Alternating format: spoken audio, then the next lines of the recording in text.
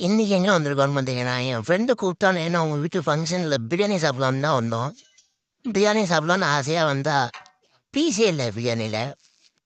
அப்புறம் எப்படியோ ஒரு பீஸை தேடி கண்டுபிடிச்சிட்டான். தலைவலி. சரி வந்த வேலையை பார்ப்போன்ட்டு எனக்கு தெரிஞ்ச வீடியோ ஆங்கல்ல கொஞ்சம் வீடியோ எடுத்துக்கிட்டு தலைவலி சாப்பிட போகலான்னு உட்காந்தேன். ஒரு அண்ணா இலையை எடுத்து பொறுத்தாரு. தனியை இழுத்து விட்டு இலையை குளிப்பாட்டி விட்டேன் லேசா. முட்டையோட பிரியாணி வைக்கிறான்னு முட்டையை விட்டு விட்டாரு. முட்டையை கட்ச் பண்ணி இலையில வச்சு அந்த அண்ணன் சாப்பாடு டெலிவரி பண்ணிட்டு போயிட்டாரு.